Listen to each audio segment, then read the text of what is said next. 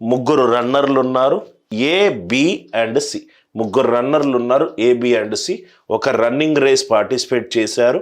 Runner ఏ 12 మీటర్లు runner B కంటే ముందున్నాడు. First ఒక రన్నింగ్ రేస్లో పాల్గొంటున్నారు, రైట్. ఈ రన్నింగ్ రేస్ పి అనేది స్టార్టింగ్ పాయింట్ అనుకుంటున్నాను, క్యూ అనేది ఎండింగ్ పాయింట్ అనుకుంటున్నాను. స్టార్టింగ్ పాయింట్ నుంచి ఎండింగ్ పాయింట్కి లెంత్ ఎల్ అని అనుకుంటున్నాను. ఫస్ట్ వాడు ఏమిచ్చాడు క్వశ్చన్లో, ఏ అనేవాడు 12 మీటర్లు బి కంటే ముందున్నాడు. అంటే ఏ అనేవాడు ఇక్కడ ఉంటే బి అనేవాడు, ఏ అనేవాడు 12 మీటర్లు బి కంటే ముందున్నాడు. దాని అర్థం ఏంటి సార్? బి అనేవాడు ఏ కంటే 12 మీటర్లు వెనకాలన్నాడు. అంటే ఇది ఎంత అవుతుంది వాల్యూ? గ్యాప్ 12 మీటర్లు. అందరూ ఒకటేసారి, ఇక్కడ చూడండి సార్, ఈ స్టేట్మెంట్ అందరూ ఒకటేసారి స్టార్ట్ అయ్యారు. అందరూ ఒకటేసారి A B and C run a race. అందరూ ఒకటేసారి బుల్లెట్ ఫైర్ చేశాడు, అందరూ స్టార్ట్ చేశారు. అందరూ స్టార్ట్ చేయగానే టైం కాన్స్టెంట్. చాలా జాగ్రత్తగా వినండి సార్. టైం కాన్స్టెంట్ ఎప్పుడైతే టైం కాన్స్టెంట్ అయిందో SA/SB speed ratio of A and B ఏమవుతుంది?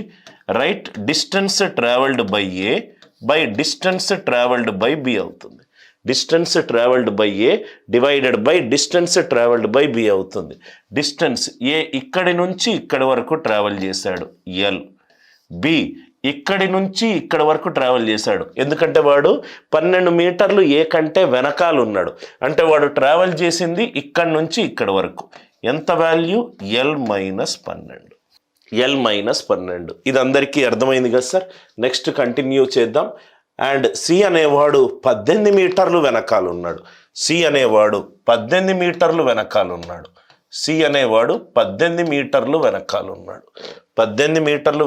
ఉన్నాడు. మళ్ళీ ఏ తోటి కంపేర్ చేస్తే SA/SC ఈజ్ DA/DC. ఏ మొత్తము ఎల్ ట్రావెల్ చేస్తే సి మాత్రము L-18 ట్రావెల్ చేశాడు.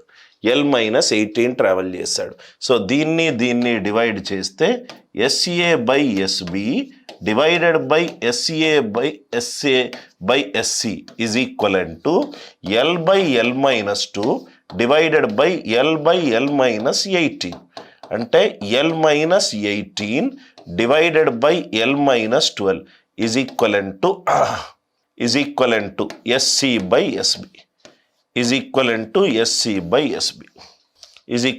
SC/SB. ఇంకో ఏదైనా ఒక కండిషన్ క్వశ్చన్లో వస్తే ఆ కండిషన్ని సబ్స్టిట్యూట్ చేసుకుంటే మనకు చాలా ఈజీగా ఆన్సర్ వస్తుంది. ముగ్గురు ఒకటేసారి స్టార్ట్ అయ్యారు కాబట్టి టైం కాన్స్టెంట్గా ఉన్నప్పుడు speed ratio is equivalent to distance ratio. A ఇక్కడి నుంచి ఇక్కడ వరకు మొత్తం ఎల్ ట్రావెల్ చేసింది.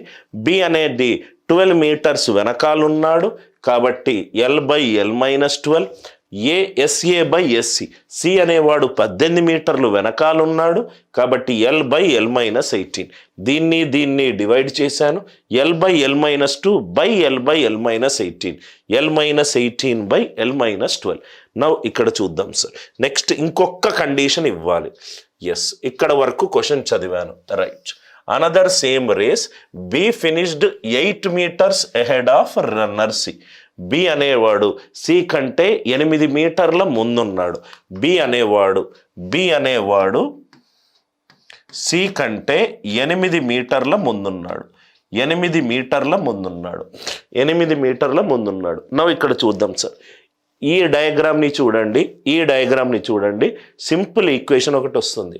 బి ఏమో ఇక్కడ 12 మీటర్ల వెనకాల ఉన్నాడు. వాడు డెస్టినేషన్ చేరుకున్నాడంటే మొత్తము 12 కవర్ చేశాడు. సి అనేవాడు ఇక్కడ ఉన్నాడు. ఇప్పుడు 8 మీటర్ల వెనకాల ఉన్నాడు.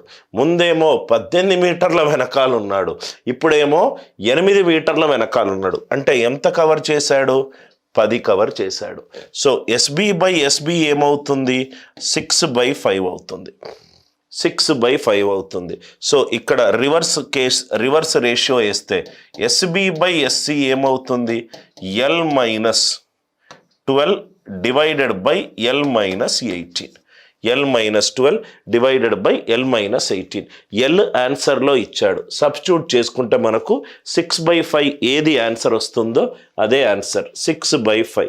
36 పెట్టుకున్నాను అనుకోండి, 36 minus 12, 24/18. 24/18 4/3. అదే ఇక్కడ చూడండి సార్, ఇంకా ఏమైనా ఆప్షన్ ఉంది చూడండి. రైట్ 72 పెట్టుకున్నాను అనుకోండి, 72 ఏమైంది? రైట్ 72 minus 12 ఎంత? 60. 72 minus 18, 72 minus 18 ఎంత? 54. 60/54, 60/54 6/5 అవుతుందా? రైట్ 9. లేకుంటే ఈ రెండింటిని ఈక్వేట్ చేసేసేయండి. ఇంతవరకు అర్థమైంది కదా సార్ మీకు? బి ఏమో 12 మీటర్ల దూరంలో ఉన్నాడు. ఇక్కడ లాస్ట్ స్టేట్మెంట్ చాలా clear sir. B finished 8 meters ahead of C. B అనేవాడు రైట్, బి అనేవాడు 8 మీటర్లు సి కంటే ముందున్నాడు. ఇక్కడ ఆల్రెడీ 12 మీటర్లు వెనకాల ఉన్నాడు, అంటే ఆ 12 కవర్ చేస్తే డెస్టినేషన్కి వచ్చేస్తాడు. వీడేమో 18 మీటర్లు దూరంలో ఉన్నాడు, కాబట్టి నాకు 8 మీటర్లు కావాలి, కాబట్టి ఇంకో 10 కవర్ చేయాలి. లేకుంటే క్రాస్ మల్టిప్లై అయినా చెయ్యండి. క్రాస్ మల్టిప్లై చేస్తే ఏమవుతుంది? L-12 by L-18 is equivalent to 6/5. 5L minus 60 is equivalent to 6L minus 108. L equivalent to 48. Running race యొక్క లెంత్ ఎంత? 48.